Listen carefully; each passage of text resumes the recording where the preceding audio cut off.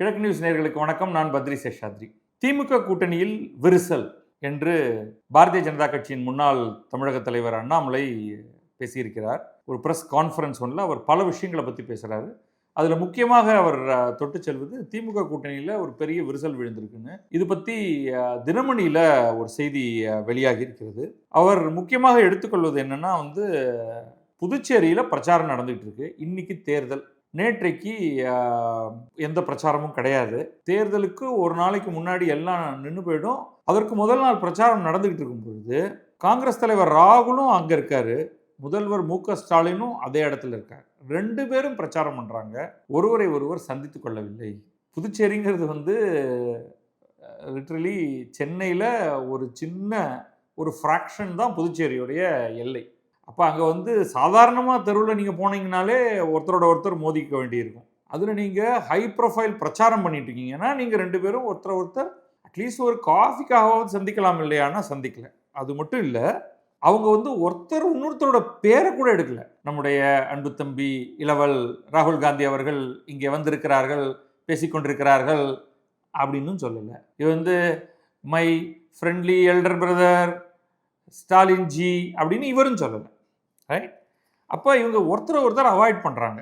என்ன, புதுச்சேரியை பொறுத்த வரைக்கும் முக்கியமான ஒரு கூட்டணி வச்சுருக்காங்க. அந்த கூட்டணியில் இவங்க ஜெயிச்சாங்கன்னா அவங்க நிச்சயமாக ஒரு கூட்டணி அரசு தான் அங்கே அமைய வேண்டியிருக்கும். தமிழகத்தில் தான் கூட்டணி அரசுலாம் கிடையாது அப்படின்னு திமுகவும் அதிமுகவும் சொல்லிகிட்டு இருக்கோம். ஆனால் புதுச்சேரியில் அப்படிலாம் பண்ண முடியாது. ஏன்னா நீங்கள் ஜெயிச்சிங்கன்னா நீங்கள் அந்த இடத்துல கூட்டணி அரசு தான் பண்ணணும். அங்கே ஏகப்பட்ட குளறுபடிகள் வேற இவங்க தேர்தலுக்கு முன்னாடியே பண்ணிட்டாங்க. 5 இடத்துல, அதாவது இவங்க எப்படின்னா இவங்களுக்கு அந்த கூட்டணியே உருவாக்க முடியல, தொகுதி பங்கீட்டே உருவாக்க முடியல. அப்போ இறுதி நாள் வந்துருச்சு வேட்புமனு தாக்கல் செய்வதற்கு. அப்போ அவங்க ஆளுங்கள்லாம் சொல்லிட்டாங்க, எப்போ போட்டிருப்பா, எல்லாம் 30 சீட்லையும் போட்டிருப்பா அப்படின்ட்டாங்க.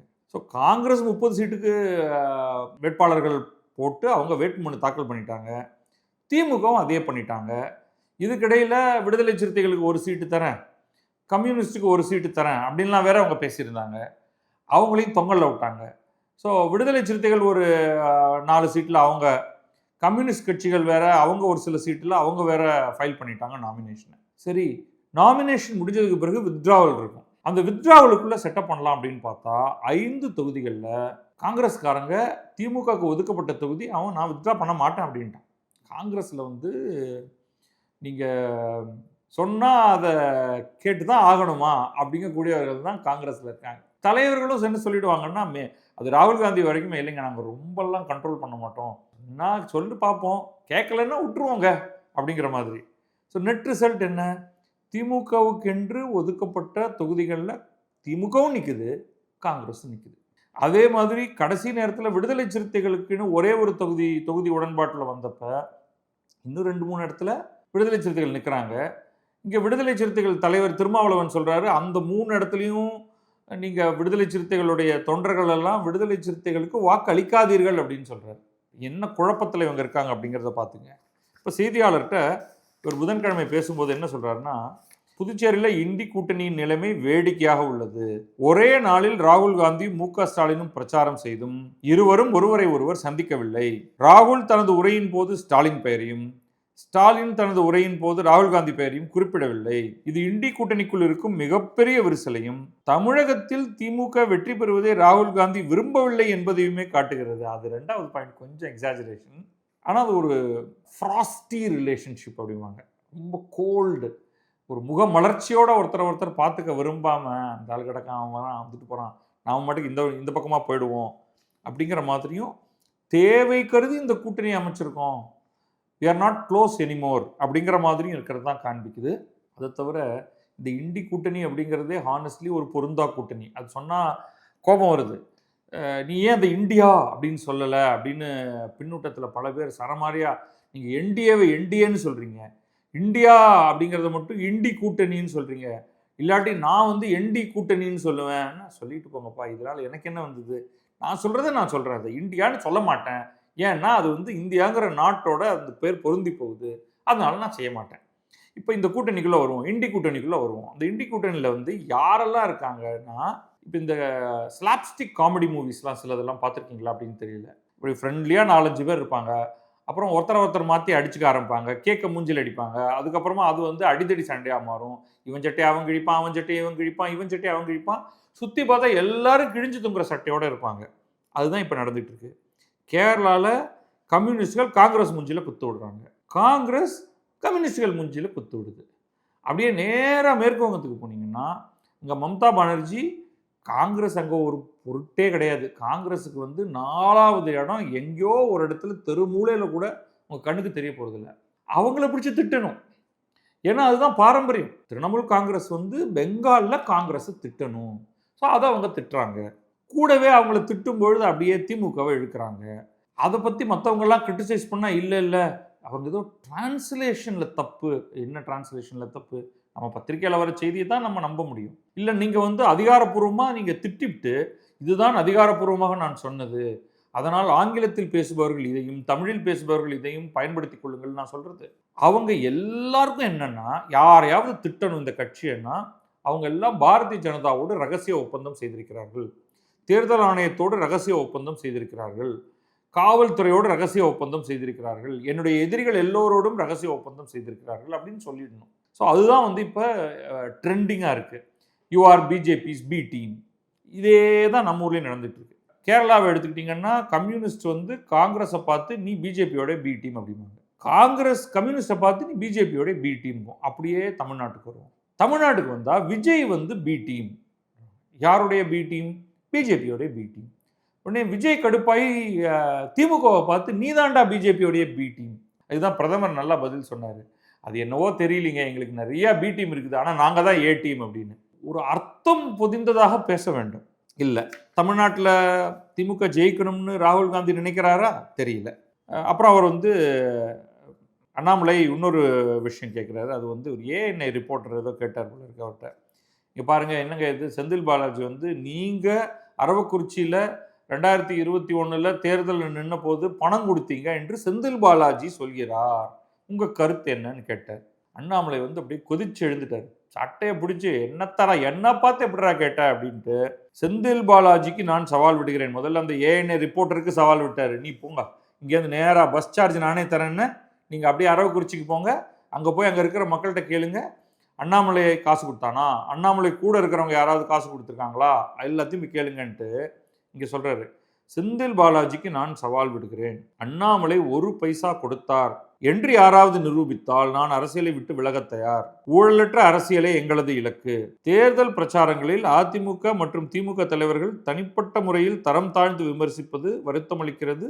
மக்கள் இதை கவனித்துக் கொண்டிருக்கிறார்கள் அப்படின்னு சைடில் உதயநிதி ஸ்டாலினும் எடப்பாடி பழனிசாமியும் 2 பேரும் ஒருவர் கொஞ்சம் ரசக்குறைவாக திட்டிக்கொள்வதை பற்றி சொல்கிறாரு. எனக்கு இதில் இந்த விஷயத்தை பொறுத்த வரைக்கும் உதயநிதி ஸ்டாலின் தான் கடுமையாக கண்டிக்கப்பட வேண்டியவர். அவர் வந்து இளைஞரணி எல்லாம் தலைவராக இருந்திருக்காரு, இப்போ துணை முதல்வர். அதனால் அவர் வந்து இளரத்தம் இன்னும் அப்படின்னு நினச்சிட்டு இருக்காரு. அவருடைய பையன் ரெட் ஜெயண்ட் மூவிஸோடைய தலைமை செயல் அலுவலராக ஆகிட்டார், சிஇஓ. அப்போ இவர் இன்னும் சின்ன பிள்ளை கிடையாது. அப்போ வந்து ரொம்ப அசிங்கமாக பேசுவது அப்படிங்கிறதுல வந்து கை தேர்ந்தவர் நம்முடைய துணை முதல்வர். அந்த கட்சியில் வந்து அவர் உட்காந்துக்கிட்டு அவர் என்ன மாதிரியெல்லாம் அவர் பேசுகிறாரு அப்படிங்கிறதுக்கு நமக்கு நிறையா ஹிஸ்ட்ரி இருக்குது, வீடியோ கிளிப்பே இருக்குது. ஏதோ ஒரு கட்டத்தில் எடப்பாடி பழனிசாமியால் தாங்க முடியல. சும்மா அடிமை காலில் விழுந்தான், அடிமை காலில் விழுந்தான் அப்படிங்கும்பொழுது நான் அப்போ உன்னுடைய வரலாறையும் கொஞ்சம் திறந்து பார்க்கணும்ப்பா, நம்ம அப்படியே ஒன்றும் உலகத்திலேயே அப்படியே ஒழுக்க சீலர்லாம் கிடையாது, உங்ககிட்டையும் நிறையா மேட்டர் இருக்குது அப்படின்னு கடுப்பாய் தான் வந்து எடப்பாடி பழனிசாமி சில விஷயங்கள்லாம் பேசினார். நான் ஒத்துக்கிறேன், நான் அது கூட பேசியிருக்க வேண்டாம், விட்டுட்டு போயிடலாம் அவர். பட் சம்ஹவ் அவர் வந்து ஏதோ ஒரு இடத்துல அவர் ட்ரிகர் ஆகிட்டார். அந்த மாதிரி ட்ரிகர் ஆகாமல் இருக்கிறது தான் அரசியலில் ரொம்ப முக்கியமானது. அப்படி ட்ரிகர் ஆனால் கூட என்ன வார்த்தைகளை பயன்படுத்தணும் அப்படிங்கிறத பார்க்கணும்.